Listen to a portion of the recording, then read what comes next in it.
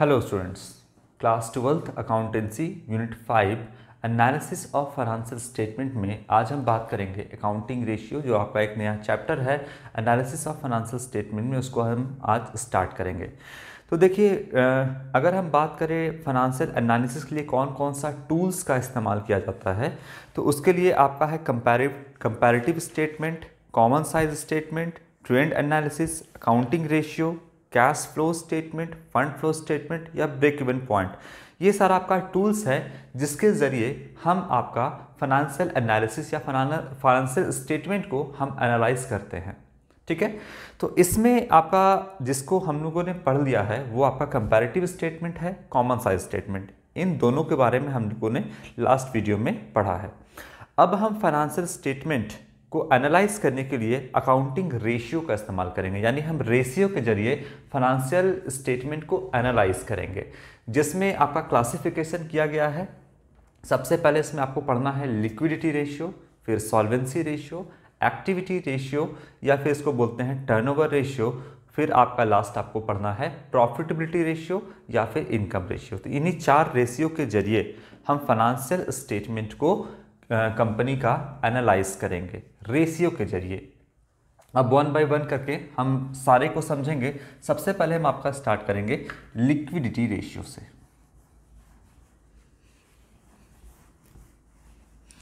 सबसे पहला जो आपका टूल्स है वो है आपका लिक्विडिटी रेशियो। इसमें हम क्या करेंगे लिक्विडिटी रेशियो में हम जो है इसमें, जैसा कि आपका नाम से ही पता चल रहा है लिक्विडिटी रेशियो, इसमें हम पता करेंगे कि अपने करंट जो लायबिलिटी है उसके तुलना में हमारा करंट एसेट कितना है। कहने का ये मतलब है कि हमारा जो करंट लायबिलिटी है, करंट लायबिलिटी का मतलब वो लायबिलिटी होता है जिसको हम 1 साल के अंदर चुकाते हैं, तो वो आपका करंट लायबिलिटी कहलाता है। और करंट एसेट किसे कहते हैं? जिसे आप 1 साल के अंदर जो कैश में कन्वर्ट होता है वो हमारा करंट एसेट कहलाता है। तो अगर आपके पास कोई करंट लायबिलिटी है, अगर कोई करंट लायबिलिटी है, जैसे मान लीजिए कि लिक्विडिटी रेशियो में आपको 2 रेशियो पढ़ना होगा। लिक्विडिटी रेशियो में आपको 2 रेशियो यहां पर पढ़ना होगा। पहला है आपका करंट रेशियो, पहला जो इसमें आएगा आपका वो है करंट रेशियो, जिसका फॉर्मूला होता है current assets by current liabilities. और दूसरा जो आपको पढ़ना होगा इसमें होगा क्विक रेशियो या लिक्विड रेशियो, इसको बोलते हैं लिक्विडिटी रेशियो। इसका फॉर्मूला आपका होता है क्विक एसेट्स या लिक्विड एसेट्स भी आप इसको बोल सकते हैं, डिवाइडेड बाय करंट लायबिलिटीज। ये 2 रेशियो हमको पढ़ना है लिक्विडिटी रेशियो के अंदर। अब इसका हम थोड़ा सा मतलब समझते हैं कि रेशियो को हम किस तरीके से फाइनेंशियल एनालिसिस या फाइनेंशियल स्टेटमेंट को एनालाइज करने के लिए हम इस्तेमाल करते हैं। तो सबसे पहले आपका 2 रेशियो है लिक्विडिटी रेशियो में, एक है आपका करंट रेशियो और दूसरा है आपका क्विक रेशियो। करंट रेशियो जो है आपका, इसको हम वर्किंग कैपिटल रेशियो भी बोलते हैं, और क्विक रेशियो जो है इसको आप एसिड टेस्ट रेशियो या इसको आप लिक्विडिटी रेशियो भी बोलते हैं। ठीक है, अब इसमें हम किस तरीके से एनालाइज करेंगे, तो देखिए इसका जो आइडियल रेशियो है जो होना चाहिए वो 2:1 का है, और इसका जो है आइडियल वो है आपका 1:1 का। अब इसका थोड़ा सा मतलब समझते हैं। देखिए, अगर पहला कहता है लिक्विडिटी रेशियो में, पहला जो आपका करंट रेशियो है ये कहता है कि अगर आपके पास 1 रुपये का करंट लायबिलिटी है, अगर आपके पास 1 रुपये का करंट लायबिलिटी है तो उसके तुलना में आपके पास जो करंट एसेट होना चाहिए, देखिए करंट लायबिलिटी अगर 1 रुपया है तो इसके तुलना में आपके पास जो करंट एसेट होना चाहिए वो 2 रुपये होना चाहिए। यानी करंट लायबिलिटी किसे कहते हैं? जिसको आप 1 साल के भीतर चुकाते हैं, विद इन 12 मंथ, उसको हम करंट लायबिलिटी कहते हैं। तो लिक्विडिटी होना चाहिए फर्म में। लिक्विडिटी का मतलब एक तो हो गया कि आप जो पानी पीते हो वो एक लिक्विड है, लेकिन अगर हम बात करें बिजनेस में लिक्विडिटी का मतलब, तो उसका मतलब होता है कि आपके पास कैश की अवेलेबिलिटी कितना है, आपके पॉकेट में पैसा कितना है, कितना आपके पास एसेट, इस टाइप का एसेट है जिसको आप विद इन 1 ईयर कैश में कन्वर्ट करा सकते हैं, यानी जल्दी से आपके पास वो कैश में कन्वर्ट होने लायक है, उसको हम बोलते हैं लिक्विडिटी। कि आपके पास ऐसा कौन सा सामान है, ऐसा कौन सा एसेट है जो या तो तुरंत कैश में कन्वर्ट हो जाए या 1 साल के भीतर भीतर वो कैश में कन्वर्ट हो जाए। तो देखिए, करंट लायबिलिटी जो 1 साल के भीतर चुकाना है वो मान लीजिए कि 1 रुपया है, और करंट एसेट वो होता है जो कि 1 साल के भीतर भीतर कैश में कन्वर्ट होता है। तो कम से कम आपका 1 साल के अंदर अगर मान लीजिए कि 1 रुपया चुकाना है, तो 1 साल के अंदर आपका कम से कम 2 रुपये का करंट एसेट होना चाहिए, जिससे कि आप अपने 1 रुपये की लायबिलिटी को चुका सके। क्लियर है बात? तो ये कहता है आपका करंट रेशियो। लिक्विडिटी रेशियो में पहला क्या है? करंट रेशियो, ये कहता है आपका। तो ये बात आपका करंट रेशियो है कि 1 साल में आपका मान लीजिए 1 रुपये का करंट लायबिलिटी है, जिसको आपको 1 साल के भीतर चुकाना ही है, तो कितना आपके पास कम से कम करंट एसेट होना चाहिए? 2 रुपये का। अगर आपके पास मान लीजिए यहाँ पर 1 लाख का करंट लायबिलिटी है, तो उसके तुलना में करंट एसेट कितना होना चाहिए? 2 लाख होना चाहिए। अगर आपके पास मतलब फर्म में, बिजनेस में अगर करंट लायबिलिटी 1 करोड़ का है, तो कम से कम 2 करोड़ रुपया आपके पास करंट एसेट के तौर पे होना चाहिए। ये क्या दिखाता है ये रेशियो, करंट रेशियो, कि फर्म का जो है आपका लिक्विडिटी मतलब क्या होता है? Liquidity refers to ability of the firm to meet its current liabilities. The liquidity ratio therefore also called short term solvency ratio. तो लिक्विडिटी रेशियो को हम शॉर्ट टर्म सॉल्वेंसी रेशियो भी कहते हैं। These ratio are used to assess the short-term financial position of the concern. They indicate the firm's ability to meet its current obligation out of the current resources. तो इसका मतलब हो गया कि current obligation जो है आपका, मान लो यहाँ 1 रुपया है, तो इसकी तुलना में करंट रिसोर्सेज या करंट एसेट 2 रुपये का आपका होना चाहिए। यानी ये आपका दिखाता है कि शॉर्ट टर्म में आप अपने डेट को, आप अपने जो कर्ज है आपका लिया गया है, शॉर्ट टर्म जो लायबिलिटी है आपका, उसको, उसके तुलना में आपके पास कितना करंट एसेट है, उसको चुकाने में आपके पास कम से कम कितना लिक्विडिटी है।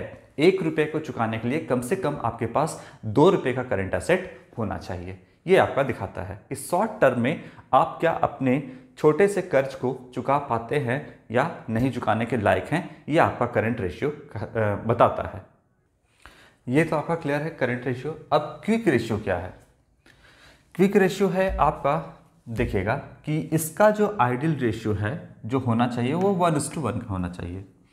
यहाँ पर 1 रुपये का आपका लायबिलिटी को, करंट लायबिलिटी को चुकाने के लिए कम से कम 2 रुपये का करंट एसेट होना चाहिए।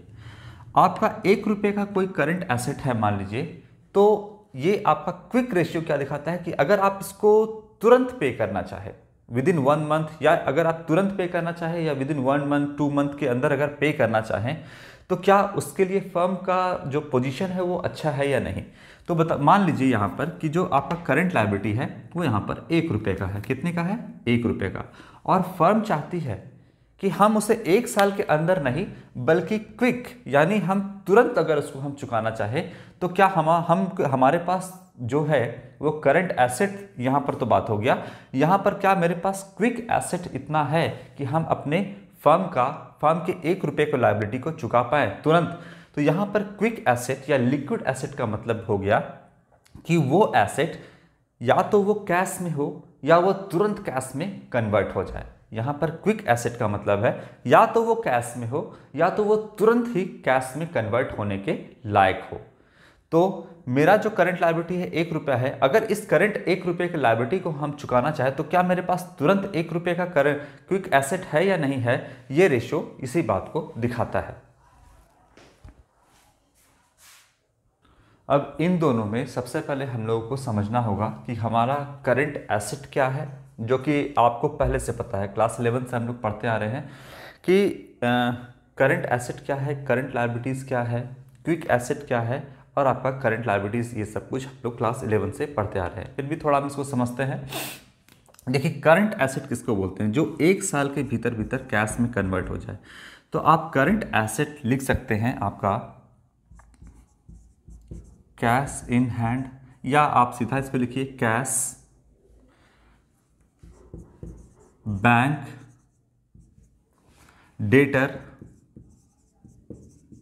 Debtors bills receivable. इसके बाद आपका हो गया स्टॉक या इन्वेंट्री, स्टॉक, प्रीपेड एक्सपेंस,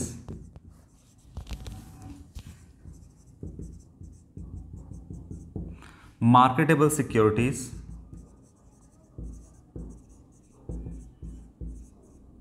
और plus short term loan and advance, आप इसको कह सकते हैं, जो आपने दिया हो छोटे समय के लिए, जो लोन एंड एडवांस आपने दिया हो वो भी आपका करंट एसेट के अंदर आता है।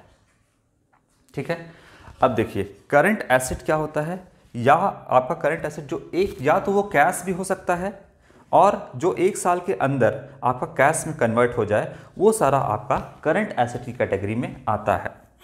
ये तो आप लोग सारे बात जान रहे हो। जैसे आपका कैश हो गया, ऑलरेडी ये आपका करंट एसेट है, ये आपका लिक्विड एसेट भी है क्योंकि ये ऑलरेडी कैश में है। अच्छा, बैंक बैलेंस ये भी करंट एसेट है। अगर आपको क्या, देखिए ये सब कुछ जो आपका है, कैश हो गया, बैंक हो गया, बिजनेस का पैसा जो बिजनेस में है वो कैश इन हैंड, बिजनेस का पैसा जो बैंक में है वो भी आपका एक तरीके से करंट एसेट है, यानी ये ऑलरेडी जो है आपका एक लिक्विड के रूप में है।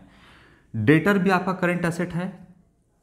आप सामान को बेचे हो और सामने वाला आपका जो डेटर है वो आपको एक साल के भीतर भीतर उसका पैसा चुका देता है। अगर इसी बात को आपने बिल्स ऑफ एक्सचेंज पढ़ा है, इसी बात को अगर एक पीस ऑफ पेपर पे आप लिखवा लेते हो, दोनों तरफ से साइन होता है, जो कि एक लीगल डॉक्यूमेंट होता है। तो डेटर और बिल्स रिसीवेबल में क्या अंतर है, तो कोई अंतर नहीं है। एक डेटर जिसपे आपने जो पीस ऑफ पेपर पे साइन नहीं करवाया है वो आपका डेटर है, और आपने अगर डेटर से पीस ऑफ पेपर जो कि एक लीगल डॉक्यूमेंट होता है, बिल्स ऑफ एक्सचेंज जिसे कहते हैं, उस पर अगर आपने साइन करा लिया है तो उसको आप बिल्स रिसीवेबल कहते हैं। तो ये दोनों करंट एसेट की कैटेगरी में आता है। डेटर जिस पे आपने बिल पे साइन नहीं करवाया है वो डेटर है, आपका करंट एसेट है, और उसी पर आपने एक बिल पे पीस ऑफ पेपर पे साइन करवा लिया है, एक लीगल डॉक्यूमेंट पे साइन करवा लिया है उससे, तो उसी को हम यहां पर कहेंगे बिल्स रिसीवेबल। ठीक है, जो कि आपका करंट एसेट है। तो डेटर भी आपका एक साल के अंदर पैसा देता है, बिल्स रिसीवेबल में भी लगभग 2 महीना 4 महीने में आपके पास वो बिल का एक निश्चित एक मैच्योरिटी डेट, एक ड्यू डेट होता है जिसमें आपको पैसे मिल जाते हैं। तो ये दोनों जो है आपका वो करंट एसेट है। इसके बाद स्टॉक, यहाँ हम बात करें यहाँ पर इन्वेंट्री की, ये भी आपका करंट एसेट होता है। आप सामान का मैन्युफैक्चरिंग करते हो, सामान को बनाते हो, रॉ मटेरियल लाते हो, फिर उसको प्रोसेस करते हो, उसको वर्क इन प्रोग्रेस होता है उसमें, फिर आप उसको फिनिश गुड्स में कन्वर्ट करते हो, फिर बेचते हो। तो ये सारा जो प्रोसेस है एक साइकिल के तौर पे चलता है जो कि एक साल के अंदर कंप्लीट हो जाता है। तो स्टॉक भी जो है आपका यहाँ पर क्या है, करंट एसेट है। इसके बाद प्रीपेड एक्सपेंस हो गया। यहाँ पर प्रीपेड का मतलब हो गया जो आपने पहले ही पेड कर दिया है, एडवांस के तौर पे आपने जो पेड कर दिया है पैसा। तो प्रीपेड भी जो है आपका करंट एसेट है। मान लीजिए कि आपने रेंट जो है या टैक्स वगैरह जो है या रेंट जो है आपने मान लो वो एडवांस के तौर पे पहले ही आपने पे कर दिया है अगले साल का, तो वो आपका प्रीपेड एक्सपेंस है, तो वो भी आपका करंट एसेट की कैटेगरी में आता है। फिर आपका हो गया मार्केटेबल सिक्योरिटीज़। आपने अगर शेयर वगैरह में पैसा लगाया है मार्केट में, तो आप उसको जल्दी से बेच करके उसको कैश में कन्वर्ट कर सकते हो। तो ये हो गया आपका मार्केटेबल सिक्योरिटी जो कि करंट एसेट है। और short term loans and advance, short term loans and advance वो चीज़ हो गया, आपने शॉर्ट टर्म के लिए किसी को लोन दिया है या एडवांस दिया है, जो कि वो आपका एक साल के अंदर कैश में कन्वर्ट हो जाएगा। मतलब आपने दिया है लेकिन एक साल के अंदर आप उससे पैसा ले लोगे। तो ये सारा जो चीज़ है वो आपका करंट एसेट की कैटेगरी में आता है। ठीक है बात। अब ये तो हमको पता चल गया कि करंट एसेट क्या है, ये चीज़ हमको यहाँ पर पता चल गया करंट एसेट क्या है। अच्छा, करंट लायबिलिटीज़ क्या है? करंट लायबिलिटीज़ वो लायबिलिटीज़ होता है जिसको हम एक साल के अंदर जो कैश हमको चुकाना होता है वो आपका करंट लायबिलिटीज़ के अंदर आता है। जैसे शॉर्ट टर्म बोरिंग हो गया, ट्रेड पेबल हो गया, या फिर कोई भी शॉर्ट टर्म प्रोविज़न हो गया, प्रोविज़न फॉर टैक्सेशन, ये सब कुछ आपका करंट लायबिलिटीज़ के अंदर आता है। तो क्रेडिटर हो गया आपका, जैसे यहाँ पर करंट एसेट के तौर पे यहाँ पर देखोगे डेटर है, बिल्स रिसीवेबल है, उसी तरीके से आपका short term loans and advance जो आपने लिया हो वो आपका करंट लायबिलिटीज़ हो गया। जैसे डेटर है वैसे क्रेडिटर भी आपका हो गया करंट लायबिलिटीज़। जैसे बिल्स रिसीवेबल करंट एसेट है, उसी तरीके से बिल्स पेबल आपका हो गया करंट लायबिलिटीज़। तो ये आपका दोनों करंट एसेट है, इसकी जगह पे क्रेडिटर आपका करंट लायबिलिटीज़ और यहाँ पर आपका बिल्स पेबल हो जाएगा करंट लायबिलिटीज़। तो यह सब आपका करंट लायबिलिटीज़ होता है। अब यहाँ पर बात करें कि क्विक एसेट क्या होता है। करंट लायबिलिटीज़ तो आप लोगों को पता है, ये सारा करंट लायबिलिटीज़। अब यहाँ पे जानेंगे कि क्विक एसेट क्या होता है। तो वो एसेट क्विक एसेट होता है जिसको आप तुरंत लगभग कैश में कन्वर्ट कर सकते हैं। तो देखिए ये सारा तो करंट एसेट है और करंट एसेट से ही निकल कर के क्या आएगा, क्विक एसेट। यानी क्विक एसेट को होने के लिए उसको करंट एसेट होना होगा। जैसे यहां पर हम समझते हैं कैश क्विक एसेट बोलिए या इसको लिक्विड एसेट आप बोलिए। हम बात करते हैं कैश की। करंट एसेट तो है, ये तो बात अभी हम लोगों ने जाना। तो क्या ये क्विक एसेट भी है या लिक्विड एसेट भी है, हम इसको ऐसे लिखते हैं, क्या ये लिक्विड एसेट भी है? तो हाँ, ये लिक्विड एसेट भी है। लिक्विड का मतलब देखिए ना, कैश जो है वो करंट एसेट तो है ही, लेकिन ये ऑलरेडी लिक्विड के फॉर्म में है। अगर आपको बोले कि सर आप हमको 500 रुपया दीजिए, अगर मेरे पॉकेट में है तो हम तुरंत निकाल कर आपको दे देंगे, तो एक तरह से लिक्विडिटी है कि आपको जो है इसके लिए कोई अलग से इंतजार या वेट नहीं करना पड़ रहा है, ये ऑलरेडी लिक्विड के फॉर्म में है, फटाक से पैसा निकालिए दे दीजिए। तो ये करंट एसेट भी है, लिक्विड एसेट भी है। दूसरा आते हैं हम बैंक पर। अब बैंक की बात करें, बिजनेस को किसी को मान लीजिए तुरंत पेमेंट करना होगा, तो पेमेंट करने के लिए आप देखते हो आजकल मोबाइल में आप रखते हो बैंकिंग का ऐप रखते हो। तो उसमें आप क्या करते हो कि अगर किसी को पैसा ट्रांसफर करना हो तो या तो आप एटीएम से निकाल करके तुरंत पैसा दे देते हो, बैंक से विड्रॉ कर लेते हो पैसा, या फिर आप क्या करते हो कि इसको ऑनलाइन पैसा ट्रांसफर करते हो। तो यहां पर अगर हम बात करें बैंक की, तो बैंक जो है आपका वो करंट एसेट तो है ही, लेकिन क्या वो लिक्विड एसेट भी है? तो जी, ये लिक्विड एसेट भी है। ये क्योंकि तुरंत ये ऑलरेडी कैश लिक्विड के फॉर्म में ही है, आपको इसके लिए कोई अलग से वेट करने की ज़रूरत नहीं है। कोई नेक्स्ट स्टेप ही इसका ये है कि ये लिक्विड में है। जैसे कैश है, निकाल के पेमेंट कर दो। अगर कोई आपसे बोलता है कि हमको मेरा वापस करो पैसा, तो आप बैंक से फटाक से विड्रॉ करके दे सकते हो, ऑनलाइन ट्रांसफ़र कर सकते हो। तो ये आपका लिक्विड एसेट है। अब हम बात करते हैं यहाँ पर डेटर की। डेटर करंट एसेट तो है, लेकिन क्या ये लिक्विड एसेट भी है? तो ये लिक्विड एसेट भी है। अब क्यों है लिक्विड एसेट?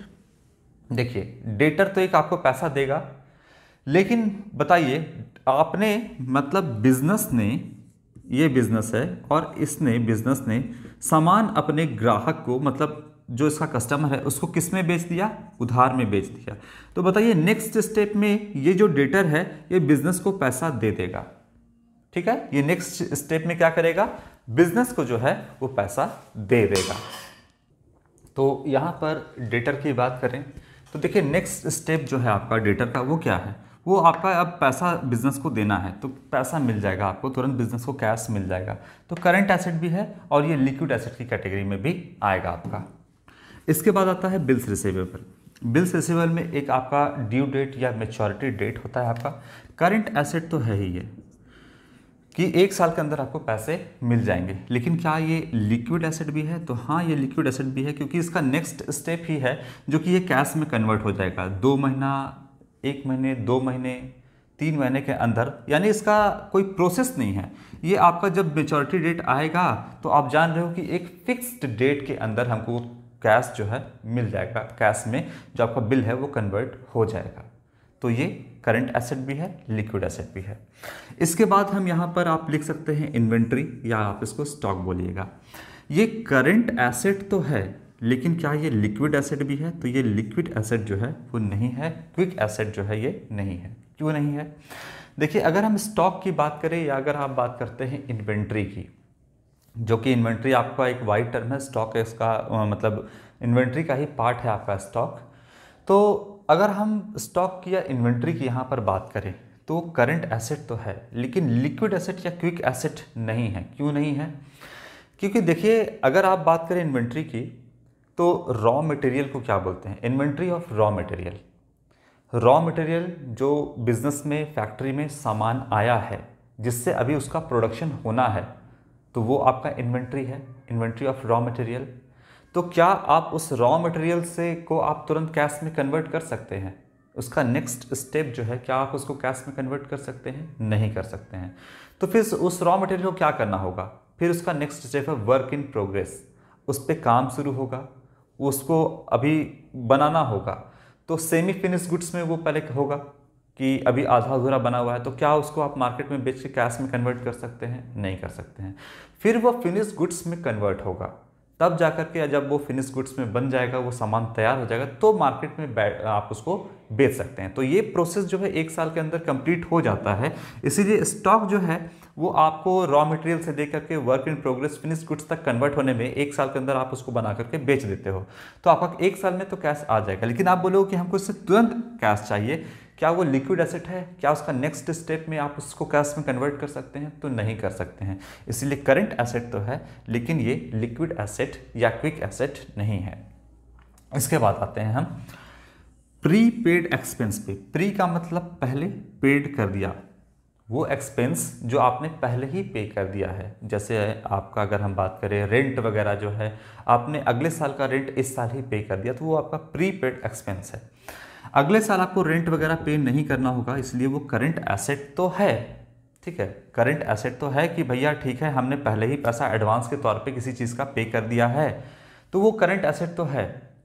लेकिन क्या वो आपका लिक्विड एसेट भी है?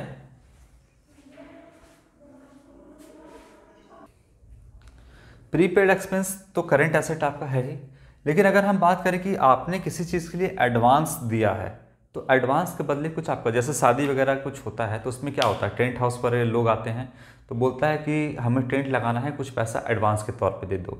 या फिर अगर घर पे कोई रिपेयर वगैरह कराने के लिए आते हैं, वाइट वॉशिंग करवाना हो, तो उसके लिए बोलते हैं कि पेंट वगैरह लाना है, कुछ पैसा एडवांस पे दे दो। तो क्या आपको वो पैसा बाद में रिटर्न करते हैं या फिर उसके बदले आपको सर्विस देते हैं? तो जाहिर सी बात है आपका कि आपने पैसा एडवांस के तौर पे दिया है, ये करंट एसेट तो है, लेकिन नेक्स्ट स्टेप उसका कैश में वो कन्वर्ट होता ही नहीं है, बल्कि वो सर्विस में चला जाता है आपका। जैसे अगर आप मान लीजिए कि वाइट वॉशिंग करवा रहे हैं, उसके तौर पर कुछ एडवांस दिए हैं, या शादी वगैरह होती है तो उसमें अगर आप टेंट हाउस वाले को कुछ एडवांस दिया है, तो फिर वो झूमर लगाते हैं, वो आपका टेंट बना करके देते हैं, ये सब काम करते हैं, तो कैश में तो ये कन्वर्ट होता नहीं है। इसलिए करंट एसेट तो है, लेकिन लिक्विड एसेट ये या क्विक एसेट नहीं है। तो आप ध्यान दीजिएगा यहाँ पर कि 2 ही चीज़ आपका ऐसा दिख रहा होगा यहाँ पर, एक स्टॉक है और एक आपका प्रीपेड एक्सपेंस है, जो करंट एसेट है पर लिक्विड एसेट नहीं है। आगे बात करते हैं, मार्केटेबल सिक्योरिटीज़ की बात करते हैं। आपने कहीं पैसा इन्वेस्ट किया है, पैसा कहीं लगाया है, किसी कंपनी का मान लो आपने शेयर ही परचेस किया है, तो आप उसको तुरंत बेच सकते हैं। आजकल सारा ऑनलाइन ट्रेडिंग होता है, आप अगर उसको कैश में कन्वर्ट करना चाहते हैं तो बस एक क्लिक करते हुए ही आपका वो कैश में कन्वर्ट हो जाएगा। तो ये आपका जो मार्केटेबल सिक्योरिटीज़ है वो करंट एसेट तो है ही, साथ ही साथ ये लिक्विड एसेट भी होगा। इसके बाद short term loans and advance अगर आपने किसी को दिया है तो करंट एसेट भी है, और इसका भी एक टाइम पीरियड फिक्स है कि कब आपका लोन का जो है रीपेमेंट हो जाएगा, कब पैसा आ जाएगा, तो ये आपका लिक्विड एसेट भी होगा। क्लियर है बात? तो देखिए, हमने आपको समझाया करंट एसेट। करंट एसेट में जो है आपका यहाँ पर सब करंट एसेट है, कैश करंट भी है, लिक्विड भी है, बैंक करंट भी है, लिक्विड भी है, डेटर करंट भी है, लिक्विड भी है, बिल्स रिसीवर करंट भी है, लिक्विड भी है। लेकिन स्टॉक करंट तो है पर आपका लिक्विड यहाँ पर एसेट नहीं है, क्विक एसेट नहीं है। अगर बात करें प्रीपेड एक्सपेंस की, तो करंट एसेट तो है लेकिन लिक्विड एसेट नहीं है। बाकी सब कुछ, एक स्टॉक और दूसरा प्रीपेड एक्सपेंस, इन दोनों को छोड़ करके बाकी जितना भी है वो करंट भी है और लिक्विड एसेट भी है। तो बात क्लियर है? यहाँ पर फॉर्मूला समझ लीजिएगा एक बार फिर से। देखिए, आपको इसमें बेसिकली एक ही चीज़ समझना था, करंट एसेट। और करंट एसेट जब आपने समझ लिया तो आपने लिक्विड एसेट को भी यहाँ पर समझ लिया। देखिए, स्टॉक और प्रीपेड एक्सपेंस करंट एसेट होने के बावजूद आपका लिक्विड एसेट यहाँ पर नहीं है। ठीक है। तो बाकी जितना चीज़ आपको दिख रहा है यहाँ पर करंट एसेट सब है, और अगर बात करें लिक्विड एसेट तो स्टॉक और प्रीपेड एक्सपेंस को छोड़ करके यहाँ पर सारा आपका लिक्विड एसेट भी है। बाकी करंट लायबिलिटीज तो आप जान ही रहे हो, ठीक है। तो क्वेश्चन इस तरीके से यहाँ पर आराम से सॉल्व हो जाएगा। जितना भी करंट एसेट है सबको हम जोड़ देंगे, करंट एसेट, जितना भी करंट लायबिलिटीज है सबको हम जोड़ देंगे। और यहाँ पर तो मान लीजिए कि आप सब कुछ जोड़ने के बाद अगर आपका करंट लायबिलिटी मान लीजिए बनता है 1 लाख रुपए का, तो उसके तुलना में करंट एसेट कितना होना चाहिए? 2। अगर 1 लाख रुपए का करंट लायबिलिटी है तो 2 लाख का करंट एसेट होना चाहिए। फर्म के पोजीशन को दिखाता है कि क्या आपने 1 रुपए के, या बात करें 1 लाख रुपए के, अगर आपके पास करंट लायबिलिटी है तो उसकी तुलना में आपके पास कम से कम 2 लाख रुपए करंट एसेट होना चाहिए। तो ये एक आइडियल रेशियो है जो स्ट्रॉन्ग फाइनेंशियल पोजीशन को दिखाता है। ये रेशियो जितना ज़्यादा होगा उतना अच्छा होगा। मान लीजिए कि यहाँ पर 1 रुपये को चुकाने के लिए 2 रुपये कम से कम तो होना चाहिए, लेकिन अगर मान लीजिए कि 1 रुपये को चुकाने के लिए करंट एसेट 3 रुपये हो जाएगा तो ये और भी अच्छी बात है। अगर 1 रुपये को चुकाने के लिए आपके पास 4 रुपये करंट एसेट है तो ये बहुत अच्छी बात है। तो ये जितना ऊपर बढ़ते जाएगा उतना अच्छा होता जाएगा, लेकिन कम से कम आपका एक आइडियल रेशियो जो है वो 2:1 का होना चाहिए। 1 रुपये को लायबिलिटी को चुकाने के लिए कम से कम 1 रुपये का क्विक एसेट होना चाहिए, लिक्विड एसेट होना चाहिए। मतलब अगर आप उसको तुरंत विदिन अ मंथ अगर आप चुकाना चाहें या उसको आप इमीडिएट चुकाना चाहें तो उसके लिए कम से कम 1 रुपये के करंट लायबिलिटी के लिए 1 रुपया होना चाहिए। ये आइडियल रेशियो है। लेकिन अगर ये और अच्छा हो कि अगर आप मान लीजिए ये 2 रुपये हो जाता है, यानी कि अगर आप 1 रुपये के करंट लायबिलिटी को चुकाने के लिए अगर आपके पास क्विक एसेट यानी कि आपके पास 2 रुपया है कि फटाक से आप उसको चुका दें 1 रुपये को, तो ये और भी अच्छी बात है। अगर ये 3 रुपया है तो और भी अच्छी बात है। अगर ये 4:1 के रेशियो में है तो और भी अच्छी बात है। लेकिन कम से कम कितना होना चाहिए? जो आइडियल रेशियो है वो 1:1 का होना चाहिए। क्लियर है बात? तो ये आपको आज मैंने जो है लिक्विड रेशियो का 2 आप लोगों को पढ़ना है। इसमें एक करंट रेशियो, एक क्विक रेशियो, दोनों का मैंने फॉर्मूला समझाया। नेक्स्ट वीडियो में हम आपको इसका प्रैक्टिकल क्वेश्चन बताएंगे। Thank you.